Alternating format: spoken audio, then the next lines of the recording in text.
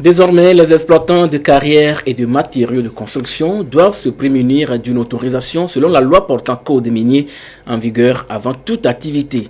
Cette démarche du gouvernement vise à éviter des conflits entre exploitants, propriétaires terriens et l'administration publique. Depuis ce matin, cette loi fait objet d'échanges avec les exploitants de la préfecture du Golfe. Comment peut-on? Plus question d'exploitation de gisements, même des matériaux de construction, sans aucune autorisation préalable sur le territoire togolais. Les textes le stipulent si clairement. La loi numéro 96-004/PR portant code minier au Togo mentionne les différentes procédures à suivre pour rentrer dans la légalité. Les sociétés d'exploitation et les artisans miniers de la préfecture du Golfe se familiarisent à ces normes.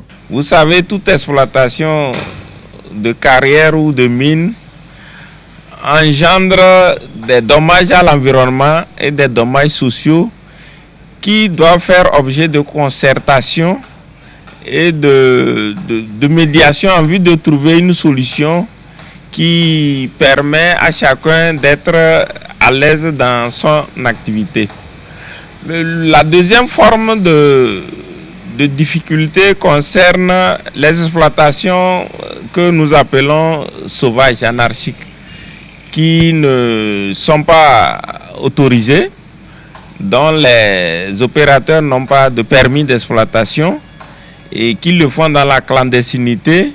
Et c'est les problèmes les plus graves auxquels nous sommes confrontés. C'est une tournée de sensibilisation qui s'inscrit dans le cadre de la mise en œuvre du projet de développement et de gouvernance minier PDGM. La démarche vise non seulement à éviter les conflits entre exploitants, propriétaires terriens et l'administration publique, mais aussi à assurer la protection de l'environnement.